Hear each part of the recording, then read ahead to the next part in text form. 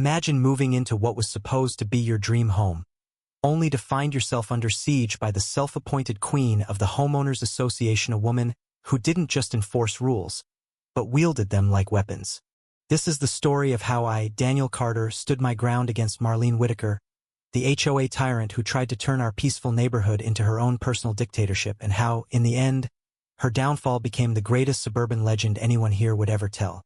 It was meant to be a fresh start. After years of apartment living and scraping by, I'd finally bought my first house. The place was perfect, a charming craftsman at the end of a quiet cul-de-sac nestled in the kind of community where kids still rode their bikes to the park and neighbors waved when you drove by. Moving day was hot, sticky, and exhausting, but I couldn't have been happier. That is, until I met Marlene. She didn't introduce herself with a smile or a plate of cookies like you'd expect.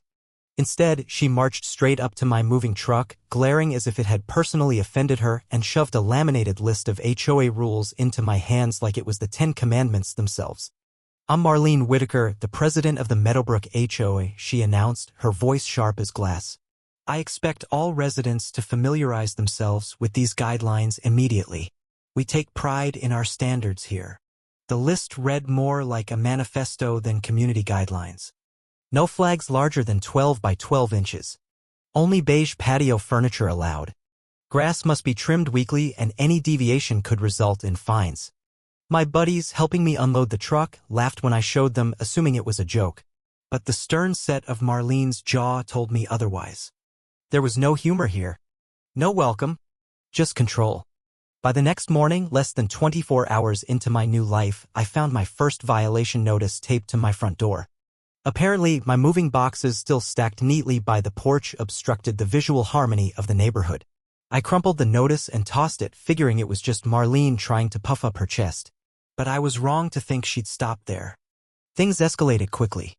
When Marlene spotted my small collection of potted herbs by the back patio, basil, mint, and thyme, she left another notice, citing me for unauthorized agricultural activity. Her tone was cold, her words precise, and it was clear from the way she stared at me that this was personal. Neighbors started whispering their own war stories.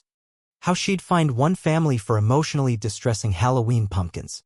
How she'd reported another for having a dog collar that wasn't the approved HOA navy blue. I wasn't about to let Marlene ruin my first week.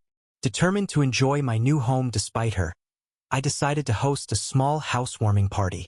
Nothing big, just a gathering of close friends, family, and a few off-duty colleagues from the police department.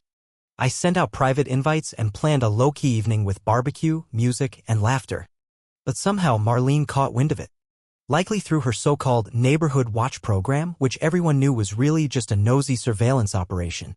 2 days before the party, she taped a notice to my door demanding I pay a $50 event authorization fee and submit a written request 2 weeks in advance for any gathering of more than 4 individuals. I tore the paper down and dropped it straight into the recycling bin. My property, my rules. Marlene would just have to deal. But Marlene wasn't the type to back down easily. The night of the party arrived, and sure enough, she was patrolling the block, notebook in hand, muttering to herself as she scribbled furiously.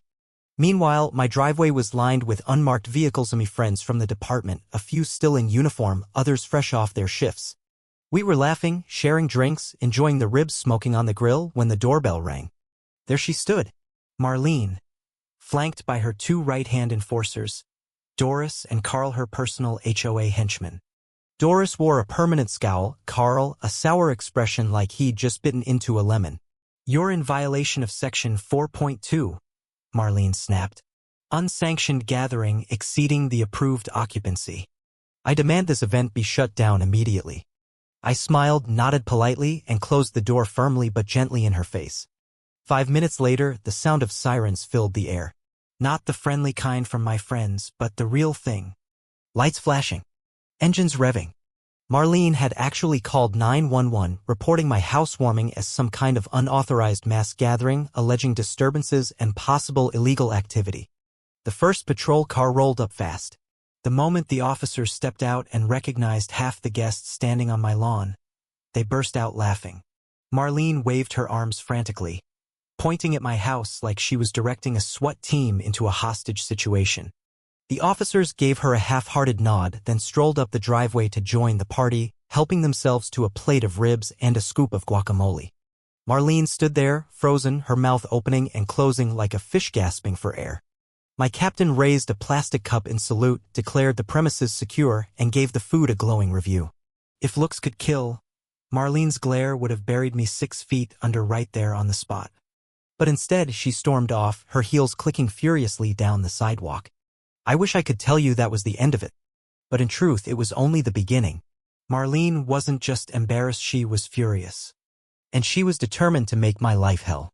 The very next morning, a new fine showed up taped to my mailbox, accusing my garden gnome, a harmless ceramic frog, tucked behind some shrubs, of being a threat to neighborhood uniformity. $75. The second notice arrived before lunch, citing alleged damage to communal grass by the tires of my guests' cars, though there wasn't a blade out of place. By dinner time, I had 3 more citations, including one for excessive doorbell usage and another for allergy hazards due to a plate of peanut butter cookies at the party. It was almost impressive, a sheer creativity of Marlene's pettiness. She had weaponized the HOA rulebook into a blunt object, swinging it at me daily. But I refused to be intimidated. Instead, I started documenting every single notice, photographing my yard, my driveway, even my trash cans, knowing I'd need proof. When I confronted her, calmly and with witnesses, Marlene batted her lashes like butter wouldn't melt in her mouth. I'm simply upholding community standards, she cooed, feigning innocence so poorly it would have been funny if it weren't so infuriating. But I saw right through it. This wasn't about rules. It was about power. And Marlene wasn't going to stop until she crushed the so-called rebellion she saw in me. I became the neighborhood cautionary tale, the name whispered at HOA meetings, the man who dared to defy Queen Marlene. My mailbox turned into a battlefield. Every day brought new violations so absurd even the mail carrier started joking about needing body armor to deliver them. Marlene upped the ante, recruiting neighbors to spy for her. She approached the sweet elderly couple next door, bringing muffins and a clipboard, trying to sweet-talk them into filing affidavits against me for community disturbances. But my neighbor, Mr. Langston, a retired Navy vet with no patience for nonsense, listened to her for about 2 minutes before telling her to get off his porch or he'd turn the garden hose on her. Watching her retreat, dripping wet and angrier than ever, would have been worth every violation notice combined. That weekend, I caught her pacing outside my driveway, snapping photos of my trash cans and measuring my lawn with an actual ruler. When I waved at her, she ducked behind a bush, scribbling notes like a deranged detective. The absurdity only grew. Marlene cited me for potential wildlife attraction after I installed a bird feeder for the local cardinals. Apparently, sparrows were now considered a public menace. Behind the jokes and the ridiculous fines, though, I knew the situation had gotten serious. She wasn't just harassing me. She was actively trying to damage my reputation and my finances. And I wasn't about to let her win. So I started playing the long game,